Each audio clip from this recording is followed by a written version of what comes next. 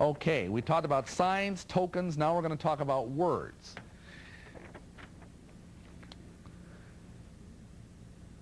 These are the secret passwords of the 3 first degrees. The password for the entered apprentice degree is Boaz, for 2nd degree is Jachin, and for 3rd degree is Tubal-Cain. Now we'll talk about the main word of the Masons later. But for now, what I want to go into is some other ways that Masons might identify each other. Let's say, for example, I heard that there was a Mason running a store downtown. It was like, say, a jewelry store or something, and he gave discounts if he knew you were a brother Mason. So I would walk in there, and I would say something like this. I'd talk to the manager, and I'd say, I see you're a traveling man. And he would say, yes, I travel from west to east and from east to west again. And you would say, in search of what? And he would say, in search of that which was lost. And then you would know that you were both Masons, and you'd get the discount. Another way you might do that is to come into the store and say, I've heard that I can get a square deal here. Because, see, Masons always deal with one another on the square. Another way is to come in and say, do you know the widow's son? Now, of course, if you say this to somebody who's, not a Mason, they just kind of look at you, okay, right, why don't you go get a life, fella? And that's the end of it. But if he's a Mason, he knows that you are a Mason and you'll get whatever benefits you're looking for.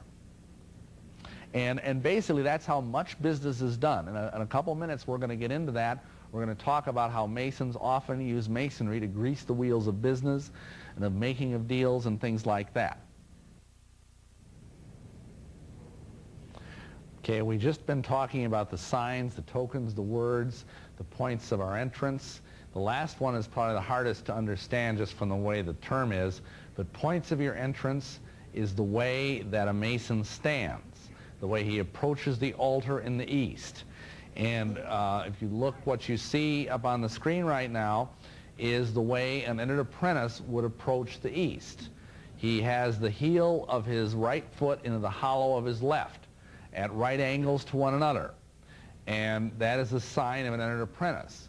Now, understand something. If I were to stand in a courtroom before a judge who was a Mason and put my feet in this way, he would know that I was at least an entered apprentice Mason. And he would be required by his oath to give me preferential treatment over my adversary in the courtroom. Now, this is the way a Master Mason does the same thing. Now here you'll notice the feet are at right angles to each other, the heels touching together. And this is the way a Master Mason would stand and approach the altar. And again, the same thing applies. If this person were to go into a court or even like a job interview perhaps and want to let people know that he was a Mason, he might stand this way and not have to say a word. It's interesting, though, that Proverbs chapter 6 and 12 says this, a naughty person, a wicked man, walketh with a froward mouth. He winketh with his eyes, he speaketh with his feet, he teacheth with his fingers. Just what we're talking about here. And people say the Word of God isn't inspired. Okay. Now, let's talk about the good old boy network. Let's talk about the craft and business.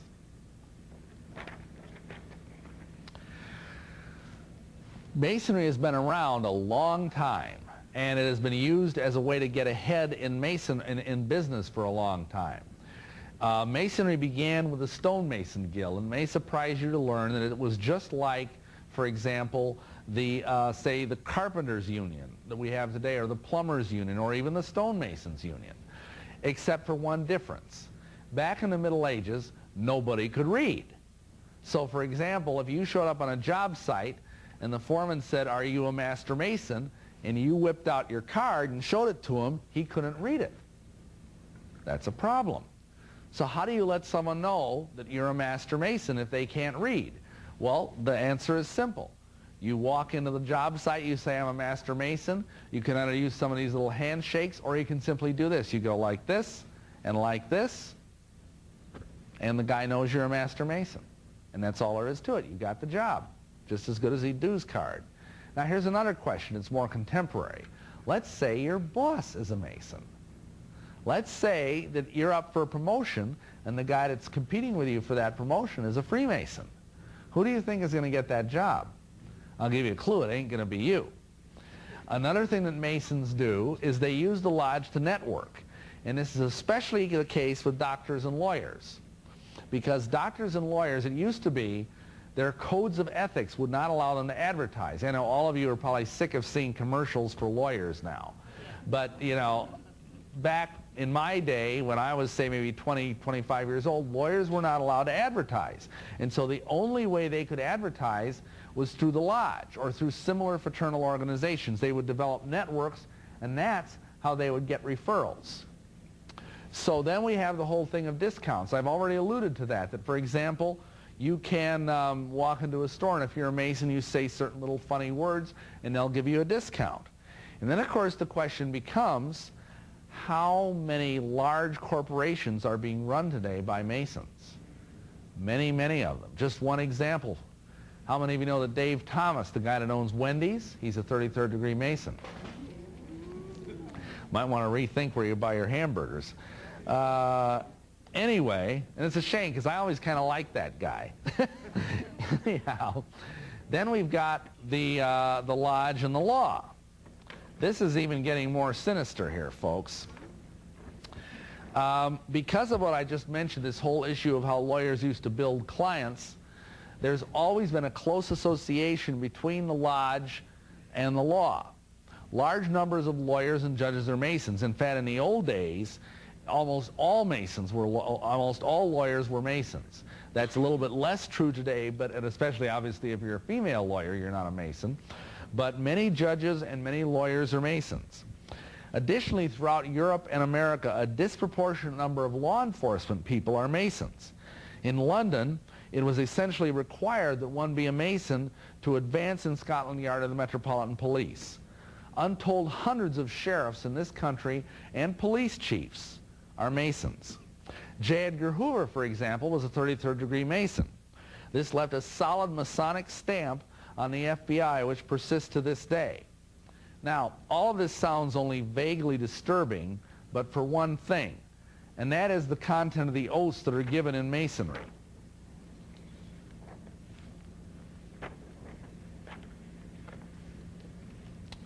For example, when you take the 3rd degree oath of a Master Mason, one of the codicils in that oath says that you will warn a brother Master Mason of approaching danger so that he can get out of the way.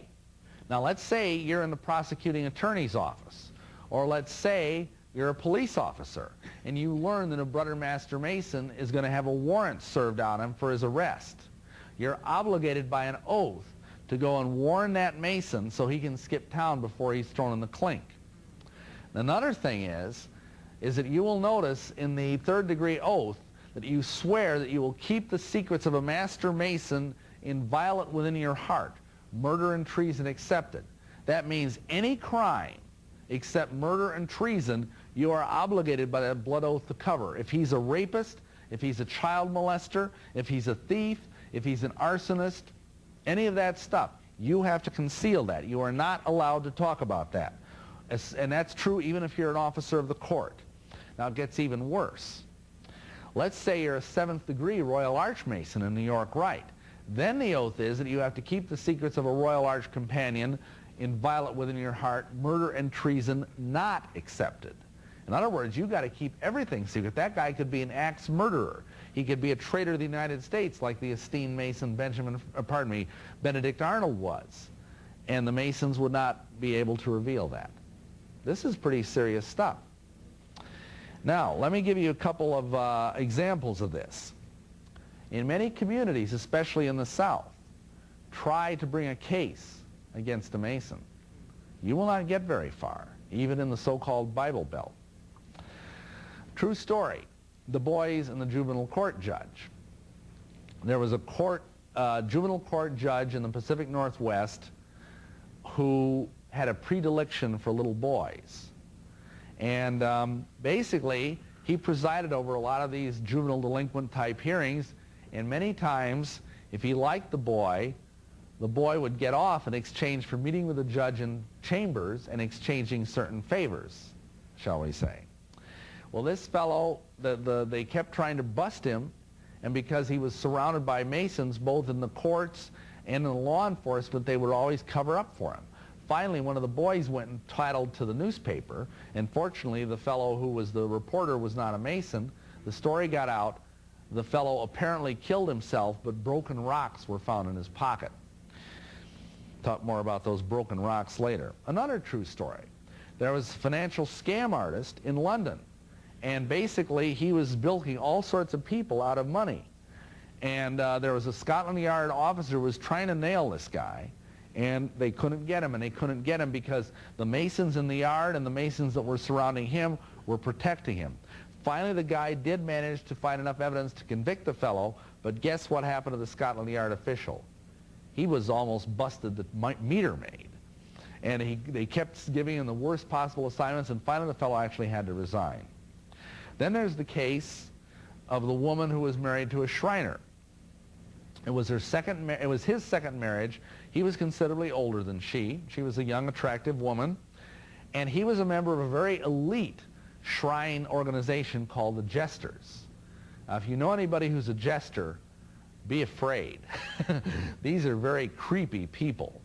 And what would happen in this particular woman's case, and I know it's not isolated because of some of the documents I have seen, every Friday night they would have poker. And he would tie his wife up on the bed, and all the other jesters would rape her. And there was nothing she could do about it. She went to the local police chief, and he was a Shriner. She went to the district attorney, and he was a Shriner. And finally, she was about to go higher than that, and a psychiatrist came to her and said, if you say one more word, we're going to have you locked up as a paranoid delusional because I'm also a Mason. And you'll be locked up forever on my signature, and you'll never get out. She ended up having to flee the state. These are examples of how Masons can cause a miscarriage of justice. Now, we need to get on here. The next character we're going to deal with, no, this is not Santa Claus on a bad hair day. This is probably the most honored Mason in American history. His name is General Albert Pike. And this guy is one of two Masons who has the honor of being buried in the House of the Temple in Washington, D.C. You will have a lot of Masons try and tell you, because if you read Albert Pike's material, you will find out that he's an antichrist, that he's a Luciferian, that he mocks Christianity, that he denies the virgin birth, that he denies the resurrection of Jesus Christ, that he calls the early Christian fathers dunces. This is all in Morals and Dogma, the book which is virtually the Bible of the Scottish Rite. But let me tell you, there is not a more honored Mason in American history.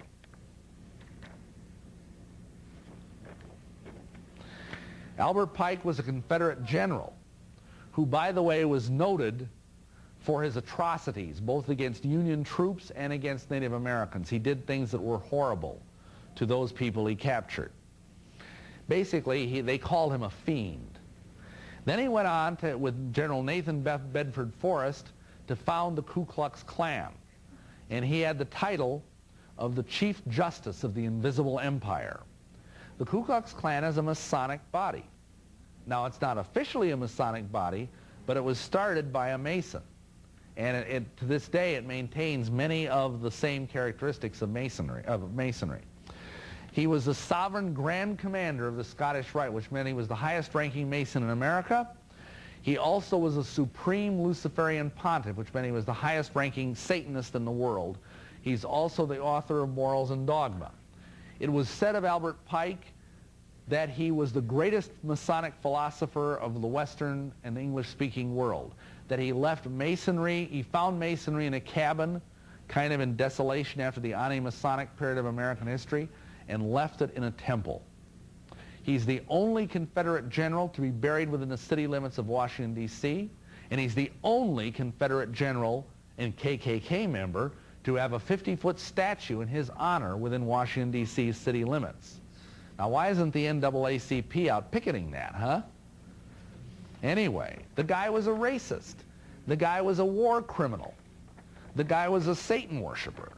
And this is the most honored Mason in American history. Once Pike opened the door, a veritable stream of occultists began to get into Masonry. Arthur Edward Waite, 33rd degree. He's the author of the monumental tome, which probably weighs 10 pounds, called the New Encyclopedia of Masonry. He wrote many other books. He was a member of the Occult Society, the Order of the Golden Dawn. And one of the books he wrote was the Book of Black Magic and Pacts, in which he's happy to tell you how to sell your soul to the devil. Thank you very much. This next gentleman, Bishop C.W. Leadbeater, was the Archbishop of the Liberal Catholic Church, which is a branch of the Theosophical Society. Now, the Theosophical Society is the grandmother of all New Age movements. And he was also a pedophile who was nearly run out of England because he couldn't keep his hands out of his older boys' cassocks. Then we have Aleister Crowley, who probably doesn't need any introduction, but I'm going to say a couple of things about him anyway. Aleister Crowley bragged that he was the great beast, 666. When he was 18 years of old, he crucified a toad upside down after baptizing it as Jesus Christ. He basically was described by the world's press as the wickedest man alive. He bragged about doing 150 child sacrifices a year, and he was a bisexual and a devil worshiper. He had so many Masonic degrees that he said if he were to wear the jewelry of all the different Masonic degrees he was entitled to wear, an elephant would creak under their weight. And basically, I've seen a list of all the Masonic degrees he held, and it filled 5 pages. Then we have W. Wynne Westcott. He's the city coroner of London at that time. He was a high-level Mason and a high-level Rosicrucian and the co-founder of the Hermetic Order of the Golden Dawn. Then we have Manly P. Hall. Manly P. Hall is more contemporary. He just died about, I think, 1991 or 1992. He has been described as the most honored Mason of the 20th century. Manly P. Hall was an occultist. He wrote hundreds of occult books. He was a Rosicrucian. He wrote the monumental masterwork, The Secret Teachings of All Ages and Countries, which is invariably in every Scottish Rite library that I've ever been in. And this guy, again, teaches people how to sell their souls to the devil. One of the books that Manly P. Hall wrote, The Lost Keys of Freemasonry, tells us that once a Master Mason becomes the warrior on the block, the seething energies of Lucifer are his to command. When this fellow died, he was eulogized greatly, incredibly well by the Scottish Rite Journal. And yet the guy was a black magician.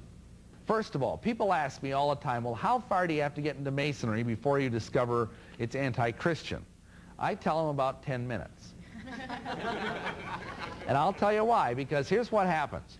You're brought into the lodge, they take you into this little ante room, and you take off all your clothes except your undies, and they put these blue jammies on you. And you're hoodwinked, which is true in more ways than one, and you've got a rope around your neck, which is called a cable tow, and you're led to the door of the lodge after making sure you have no metal on your body.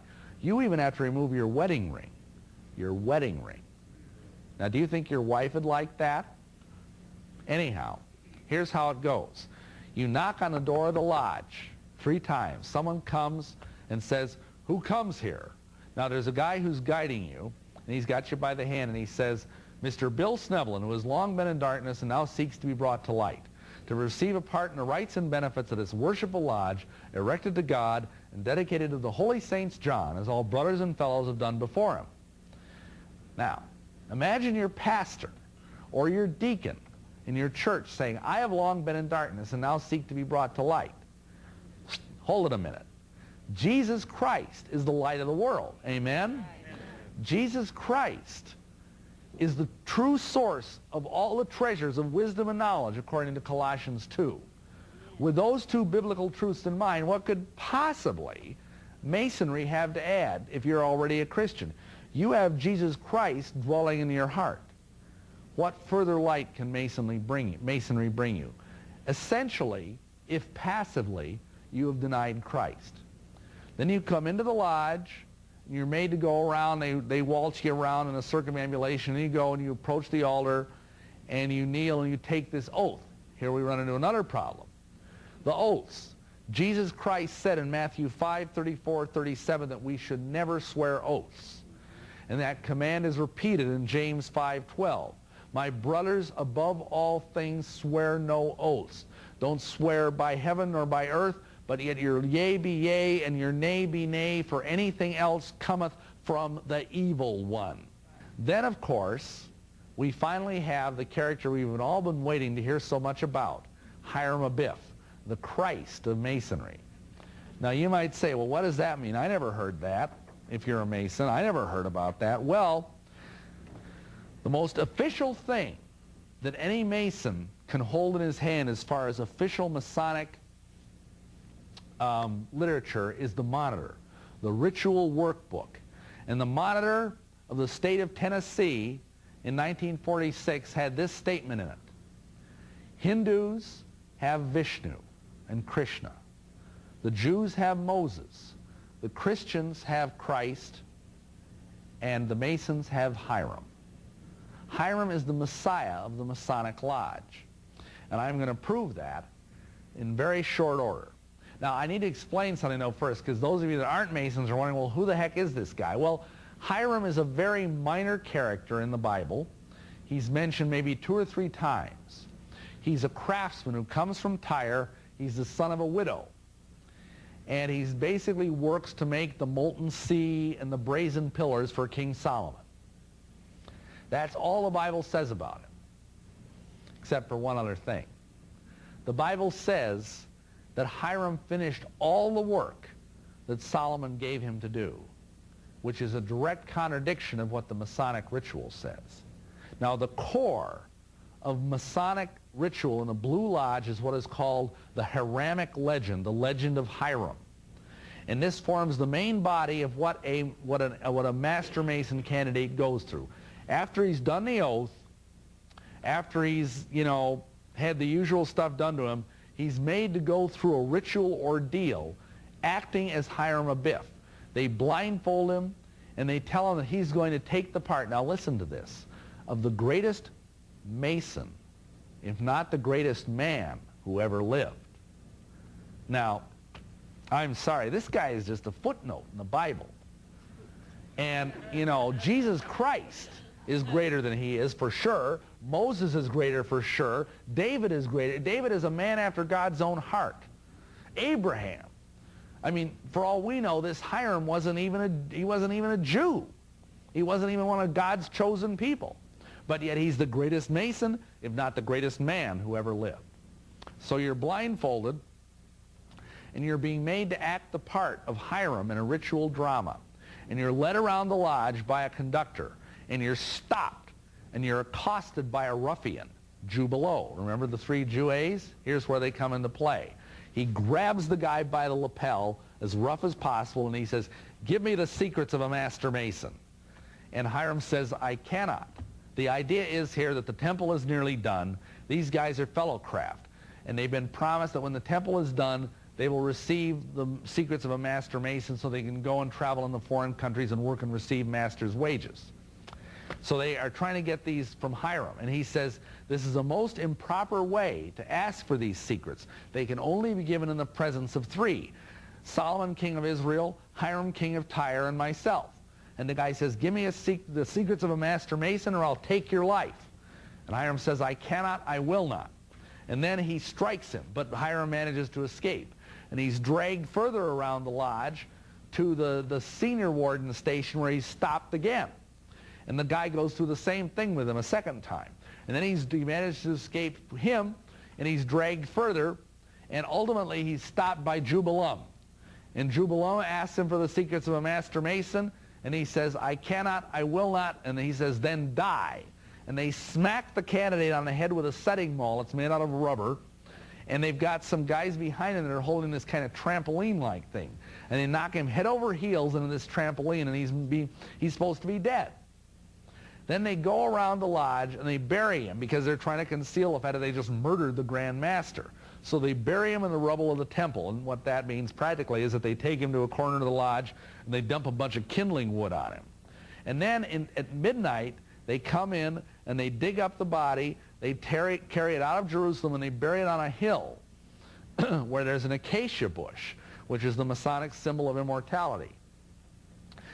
Well, anyhow, to make a long, this stuff takes about an hour to do. To make a long story short, the ruffians are exposed, and they find out that this Grand Master Hiram Abiff is buried up on this hillside. So Solomon goes up there with these fellow craft and with his colleague Hiram, king of Tyre. Not the same Hiram, this is a king.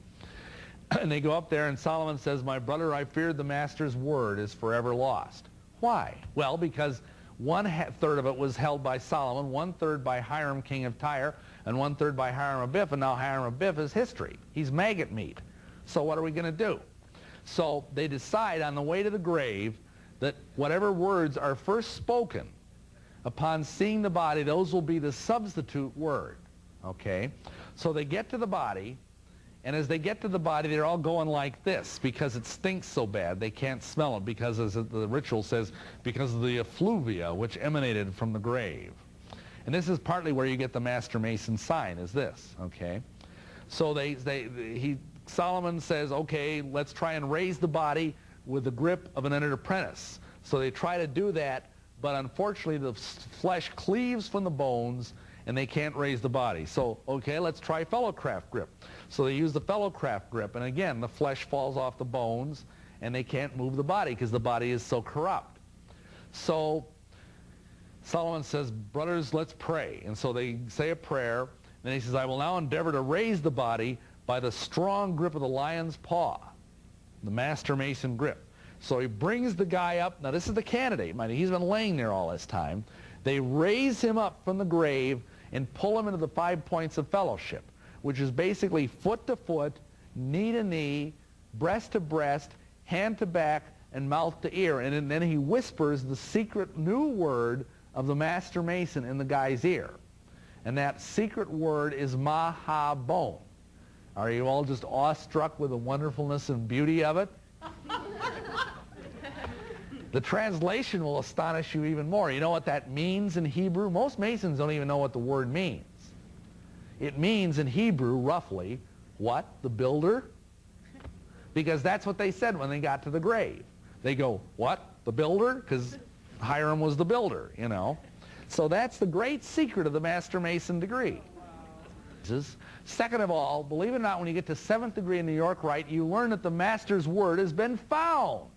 Are we all happy? Can we do the dance of joy? The Master's word has been found, and guess what it is? It's Jabal-an. Now, you know what that means?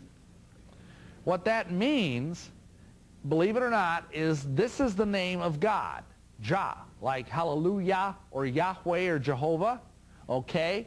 Baal is Baal, the god of the Canaanites. An is another name for the god Osiris, who is the, like, kind of the sun god in his underworld capacity. So what you have here is the name of the true and living God mushed together in a kind of trash compactor with Baal and Osiris, two false gods. Now, how pleased do you think God is with that?